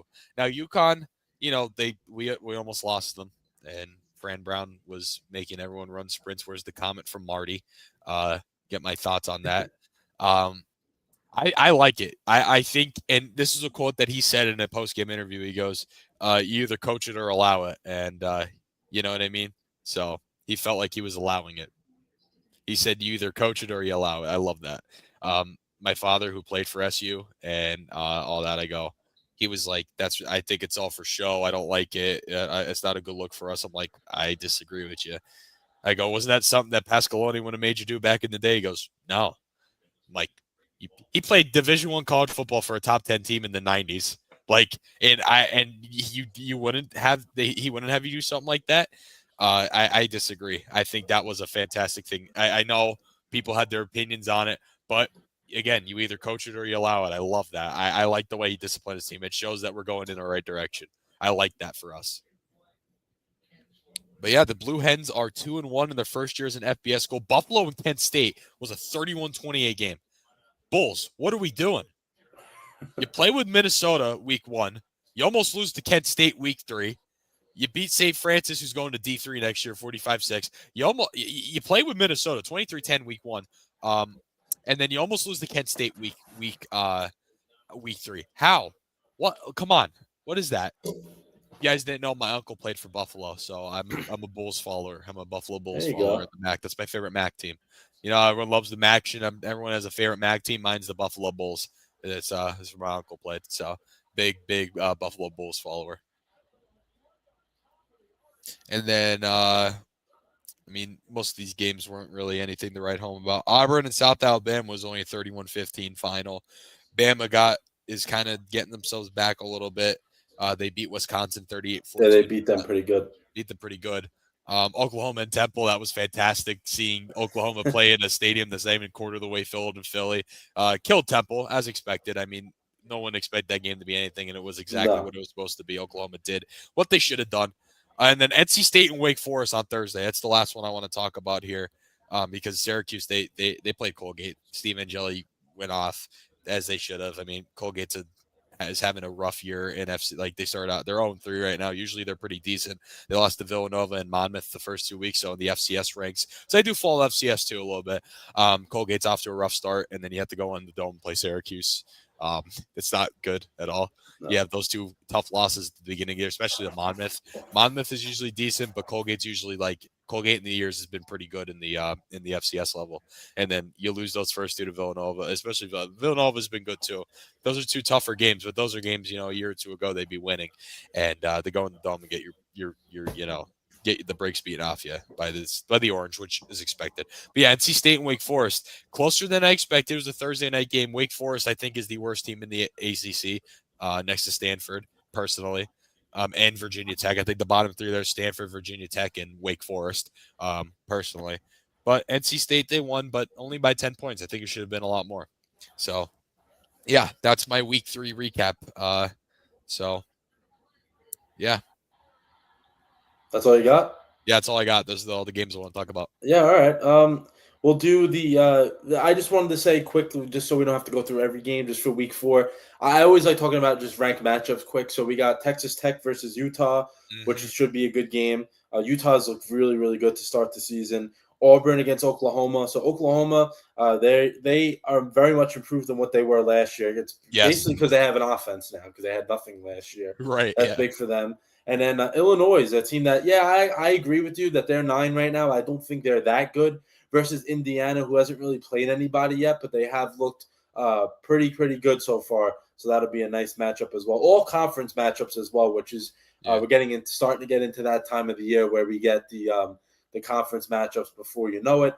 And then the last thing we'll do here, top 25 ranking. So Biggie, I'll do the first 12, and then you can take from 13 to 25. That's good with you. We can do it like that quick. I was going to say we'll do it like that because last time I overdid myself. But let's do it now. We'll do the number 1 team in the country, Ohio State Buckeyes, who are 3-0. Number 2, Penn State, also 3-0, who have not really been. They've won. Stale, like I said, nothing impressive. I don't think they're going to stay at number 2 very long. Number 3, LSU. Also 3-0. Number 4, Miami. Keep it up. I'm going to root for you guys all season. They're 3-0. They moved up a spot from last week. Georgia at number 5 after a great win against Tennessee. They've also moved up a spot. Number 6, Oregon, who moved from 4 to 6, even though they beat the brakes off Northwestern. I guess because Miami and Georgia had a ranked win at the time. That's why they moved up. Number 7, Florida State. They're 2-0. They moved up 3 spots. I don't even think they played this week, right? Am I mistaken? FSU? I don't think they played this week. No. Yeah, and they still moved up 3 spots. Number 8, Texas. They're 2-1, but they're another team. They're kind of just not looking great. Arch is not looking good at all, which is something that we said. Yeah. Illinois, number 9. They're in the same spot as they were. Texas A&M now in the top 10. They're 3-0, moving up 6 spots after their big win.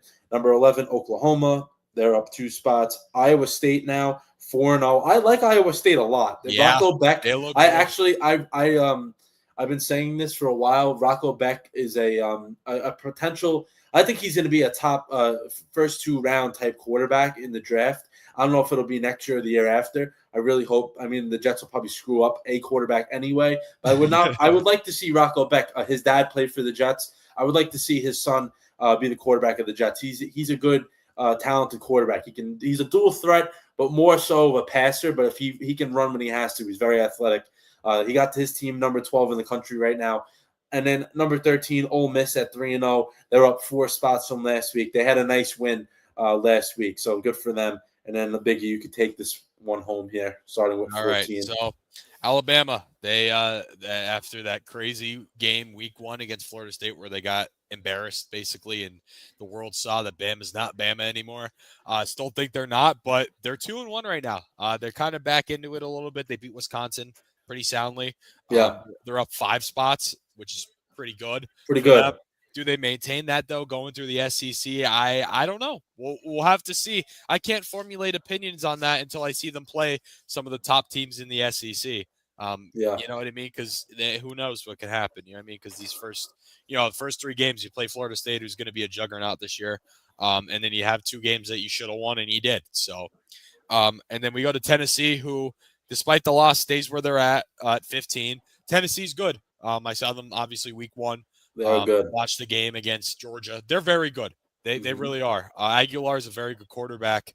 That defense is unstoppable, I think. Well, obviously not with Georgia, but, going through the majority of the SEC, they should be pretty good, I think. They're going to be fine. Utah, they look good. They're up 4 spots. Texas Tech also looking good as well, up 4 spots. Georgia Tech is in the top 25 at number 18. Number 18, Georgia Tech. Yes. So Georgia Tech looks great. That team that they have there, what's the quarterback's name? Haynes Keys, right? The guy's name, the quarterback for Georgia Tech, Keys, right? Or is that the coach? I thought it was King. Wait, hang on. Georgia, hang on. Yeah, we look kind of foolish now, but Haynes King. King, yeah, King. It is King. Haynes King looks good. That's a good team. He looks comfortable this year. I'd say Georgia Tech has turned that that program has turned around for sure. Indiana, they're up 3 spots. They look pretty decent. Vandy's in the top 25 now, number 20 after a huge win over South Carolina, deserving of that spot, I think. Michigan moved up 2 spots after putting up 63 on Central Michigan. They look pretty decent. I think they'll be all right. I don't know how they're going to compete in the Big Ten with Ohio State, but we'll see. They might. Auburn looks, good. They look good. I don't know how they'll go through the SEC though. We'll see. Again, that's another one of those teams that, I can't really formulate an opinion on until they play through their conference schedule more. And then Missouri's up 2 spots. Again, another team that I don't think is going to prevail out of the SEC. Personally, that's just how I feel about it. Notre Dame dropping 16 spots. That's to be expected. I mean, they're 0-2. You made the college football playoff last year. Obviously, A&M is, good. But to be 0-2 at this point, especially coming off a college football national championship runner-up, you deserve to drop to that, I think. But they'll stay within the top 10, I think, throughout the year. Strength of schedule is going to hurt them, like we just talked about for a million years before. But straight to schedule is going to hurt them. So we'll see where they stay. And then USC, they move in the top 25. I don't know how. Maybe because no one else could have been in there, I guess. And then drop from the rankings. We had South Carolina. Obviously, they got blown out by Vanderbilt, Clemson, who lost to Georgia Tech, and South Florida, who got exposed by Miami. So pretty confident with this top 25. I like it. I just think Penn State, they're going to drop a lot of spots after the whiteout game. I think they're going to lose to Oregon. Unless their offense magically comes back to life. Figure it out, yeah. Unless their offense they have a bye, so they have a chance to figure it out. But they looked really bad down these first 3. And these are games that Penn State fans were like, even myself and everyone was like, well, these are tune-up games for them. We get to see you get to see them really explosive in everyone's skill set, and they looked bad. They looked stale. They just looked stale. So we'll see how they prevail against Oregon, who I think looks all right. I think they look pretty good. So that whiteout game is going to be awesome next week. Yeah, so that's it for this week's edition of the rankings. So what we'll do here, because I'm going to unload in a little bit, so let's do the pick 'em first, so I can do that calmly, and then we'll do the how you doing segment. So for the pick 'em, I'm at 9-6, and now you're at 7-8. So we both picked up a win last week as we had the Packers. So I was trying to figure out a game that we could do this week because I do want to avoid Biggie having to pick a game that involves the Eagles, because usually the Eagles do have games that are probably the better games of the week. So I avoided that. So we're going to do the Broncos and Chargers, but I think it's kind of an underrated game of the week. And let's start with you, Biggie. For the Broncos Chargers, who do we got for this matchup? I'm going to take the Chargers. I think they just look pretty good, really good right now. Broncos obviously struggled in the first two games a little bit. You know what I mean? Yeah. Again, that's another team that I thought wasn't going to be anything amount to what they finished with last year. So I'm going to take the Chargers by a touchdown. I think it's going to be like a closer game. The NFL games usually are. They're not blowouts like college football is. I think it's going to be a touchdown win for the Chargers. All right, I like that one. I'm going to go with pretty much the same game plan that you just said, taking the Chargers to win this one. I think they'll get the 3-0. I think the Broncos will give them definitely a lot of a run for their money a little bit, because the Broncos defense is a good unit and the Chargers are a good offense, yeah, but the Broncos do have a really good defense. And I just think divisional games always, it doesn't matter. Maybe a team's a little less talented. They always kind of rise up a little bit. So I think that'll help the matchup a little bit. And yeah, I'm going to go with the Chargers as well. But let's do how you doing now so we can close this episode 67 out. Biggie, let's start with you. Go through all your teams or whatever you want to talk about. It honestly does not matter to me at all. I'm probably just going to talk about Syracuse and the Eagles. That's fine. So we're going to start with the Eagles because I'm going to talk way more about Syracuse. You know how this goes. The Eagles, they're this is a topic of discussion that I'm a little concerned about. Obviously, they're fantastic. They're the top dog now. They're the number one team in the NFL, and they're the number one brand in the NFL right now, I think, personally. Now, I think that's going to come with the allegations that the Chiefs have had and all the stuff that the Chiefs have dealt with for the last 5 years. Allegations with the refs, allegations with this and that. It's just not going to be It's obviously going to be enjoyable because we're winning, but I think now we're going to be the pointing the finger at type team in the NFL, like the Chiefs have been. That's us now. With great, victory and great success comes a lot of, naysayers and people that want to bring you down. And I think that's what now we're going to, me and all the Philadelphia Eagles fans are going to experience. I just think that's the reality of it, because it's the nature of the beast. We're the brand. We're the number one brand in the NFL now. I'm saying that right now. We killed the Chiefs in the Super Bowl. We just beat them in Arrowhead week 2.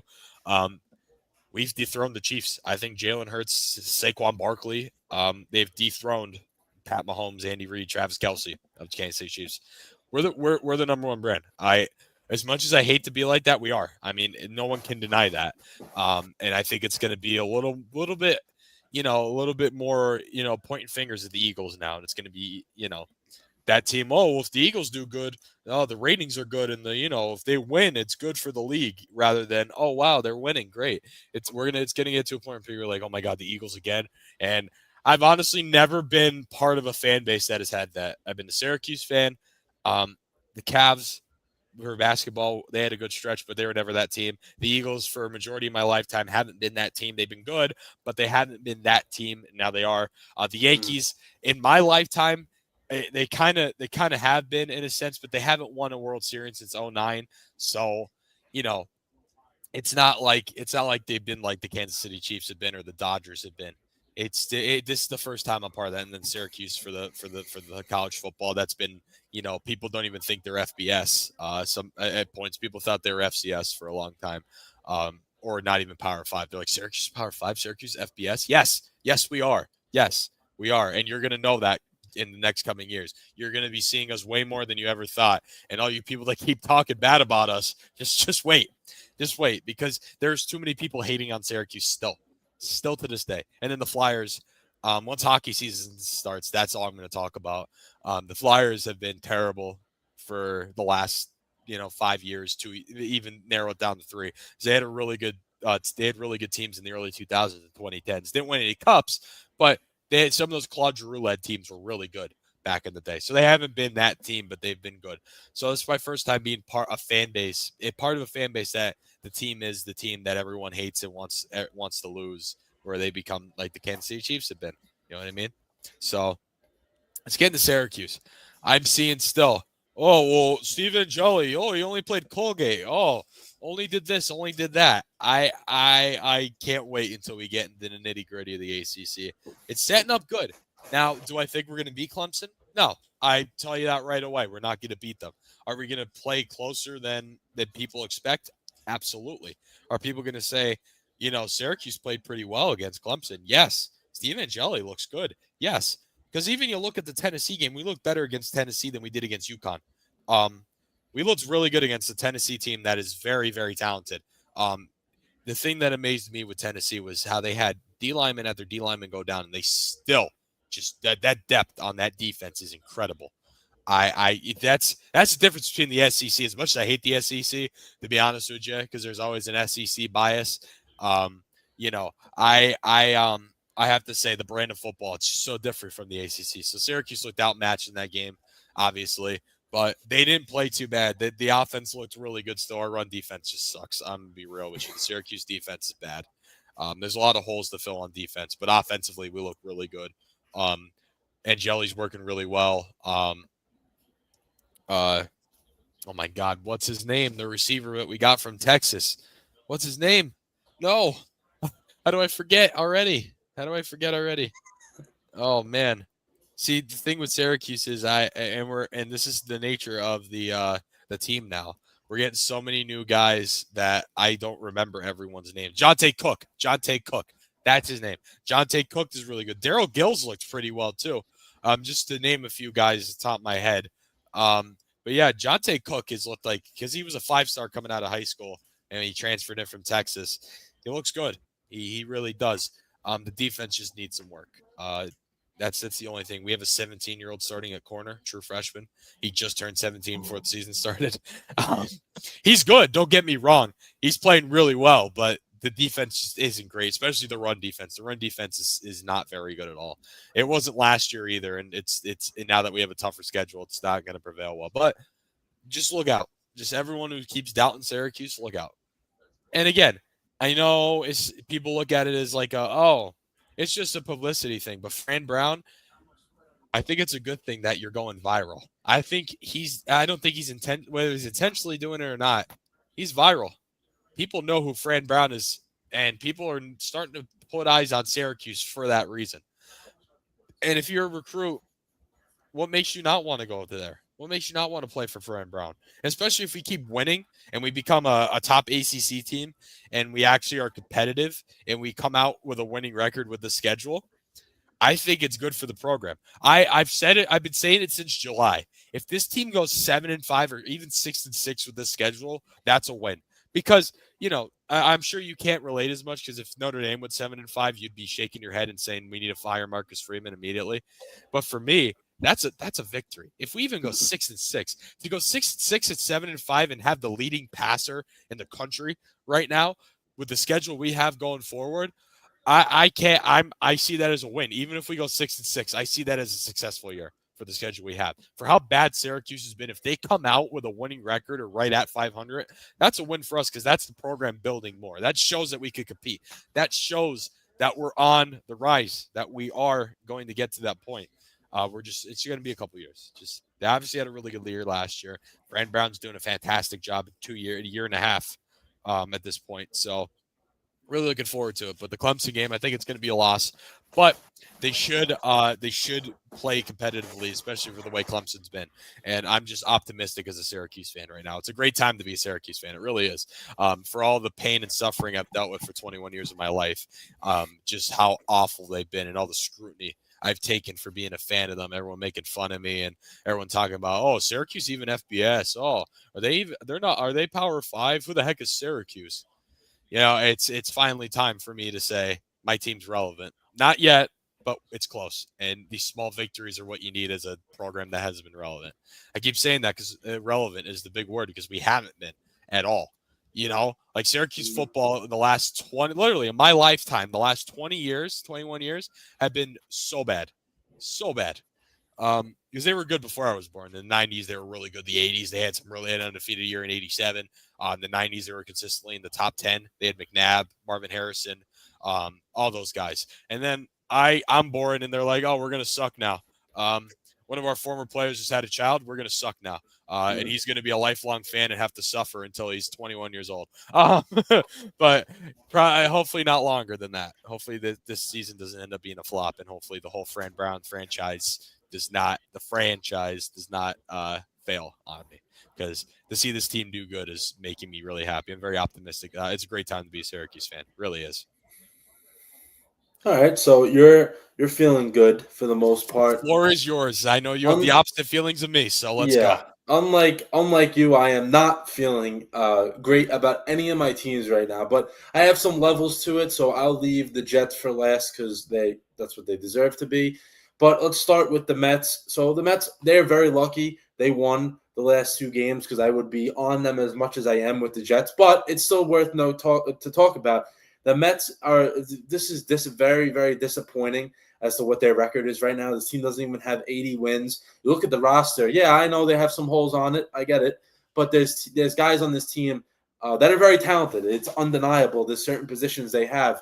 And they just cannot – they can't get everything go in one direction. It's, the hitters are going to – the guys are going to hit one day. The next day they're not going to hit. The pitching's going to do good one day. The pitching's not going to do good. The bullpen stinks. Starting rotation has been – I've been saying this for months. Starting rotation is awful. And listen, the lineup, yeah, they'll score runs and then they'll go ghost. It is what it is at this point, and it's too late to change. This is their identity. They're going to be a team that's inconsistent, and you got to live with it. A team that's been on – they've had 3 separate at least 7 game losing streaks. One was 8. So if you think about that, that's like 22 losses just because on streaks. I mean, come on. That's not a team that is going to win anything. And I think as Met fans, after what we saw last year, we're like, oh, we're bringing in Soto. We're getting a little better at certain positions. We should be a better team. And they're not a better team, which is a little disappointing. But listen, get in the postseason. You never know what can happen. But they have to end this week and a half strong. They play the Padres. They're losing 6-4 to them right now in the top of the 8th. So hopefully they can come back. Padres do have a really good bullpen, so we'll see. And then they play the Padres another game tomorrow, and the Nationals over the weekend. The Nationals have to be a sweep. It's home, last 3 home games of the year. Have to get a sweep out of that. Then you play the Cubs, who are tough on the road, and then the Marlins to end the season. You really don't want those Marlins games to mean something. They have to try to get a playoff spot by the time they play the Marlins, or else they're going to be very much in trouble if they have to rely on beating the Marlins, because they always have trouble with them, especially when it comes time to the end of the year. But for the Mets, I'm not as annoyed as I was 2 days ago because they have won 2 games. They're able to come back and try to regroup a little bit, but we'll see what happens for this one tonight. Then Notre Dame, we talked about them already a lot. I'm really not happy with them, but the defense sucks. I don't know what is wrong with them. I don't really get it. They got to figure something out, and hopefully the schedule is a little recipe for to help that a little bit. Maybe they just need to find a regroup period, and hopefully it helps them out a little bit. But yeah, if they got to go on at the bare minimum 10-game winning streak. Hope Miami and Texas A&M do something well, and then hope and pray that you can get into the postseason, because yes, the committee definitely favors Notre Dame. I know that. I mean, I'm a fan of the team, and I know that. I can even agree when people say that. They do. Why I don't like them? Yeah, rightfully so. I mean, listen, I get it. I get why people don't like them, but they do have a national, attention, and people love them. So that's why it is the case. So attention. I understand it. But yeah, so that's it. 1 game at a time. Got to take care of Purdue this week and beat them pretty well, which I don't think they'll have a problem with. And then with the Jets. So I said this. I had no expectations for this team. They are a team that had expectations last 2 years, and they fell flat on their face for numerous reasons. Rodgers got injured. The coaching changes. Coaching wasn't really good in the first place, but it got even worse last year. Defense was very much overhyped, and they did not live up to the billing. I would say last year. They had a lot of talented players, and they didn't get that done. And then this year, I was like, oh, you know what? I don't have faith in this team. Week 1, they go out there. Listen, I'm not a proponent of moral victories. I think that's just not real. It's like you either win or lose a game. It's not, oh, we lost, but we did this, we did that. I don't believe in that. So, yeah, the week 1, they did go out there. They played the Steelers. Crushing because you lost to a guy who said that isn't going to help you. He can't play football anymore. You lost to him, which hurts, yes. But it was a loss. All right, whatever. It was a good game. It was a battle. I was there. It was fun. It was a fun atmosphere. Right. And then you go against the Bills. Listen, we all knew going into this game, the Bills are a good team. We know that they're probably most likely going to lose this game. But I talked about this on the Jets. I did the post-game episode a few days ago. This is a team that has played the Bills at home over the last 3 or 4 years. They've beaten the Bills twice, and the other 2 losses were within a possession. Yeah. And then this year, what is that? It was 30-3 until like 5 minutes left. Defense, Aaron Glenn is a defensive guy. I'm not going to attack him because I already did. I'll wait to attack something else just as an organization. But Glenn is a defensive guy, and the defense stinks. I know he's not calling the plays, but at some point, put your input in there, man. Steve Wilks, worst hire of the offseason, atrocious. There's a reason why a team that made the Super Bowl still got rid of him as their DC. That explains a lot. Steve Wilks, not a good hire at all. Now you got Fields hurt. Listen, I don't think Fields and Tyrod Taylor is that much of a difference. That's just me. I really don't think it's going to make or break a game if they're going to lose anyway against the Bucs. But still, the guy that you wanted to get an extended look at now has a concussion. You don't know how long he's going to be out for. You know if he's going to be what he's going to be when he comes back. So Tyrod Taylor, the 36, 37-year-old, will get a start for the Jets. Let's see what happens. I don't root against them. Like, I hope they win, but I'm not expecting to win. Just don't get embarrassed, which probably will be the case. But what I want to talk about is kind of what Biggie was saying before along the lines of Syracuse, where it's like, I'm a Syracuse fan. Oh, I'm a Jets fan. Oh, why are you a Jets fan? Haha, you're a Jets fan. Oh, this and that. Yeah. It's getting to it already is getting to the point. It's past the point now where I'm actually embarrassed to be a Jets fan. Like, I am officially more than embarrassed to be a Jets fan. I don't know, like, is it going to change? The quarterback, the coach, the GM, everything. It doesn't matter what the situation is. This team is still a big old dumpster fire. It doesn't matter who they have out there, the philosophies. I don't care what it is. That's why I attacked Glenn the other day. You want to make like you're this big tough guy.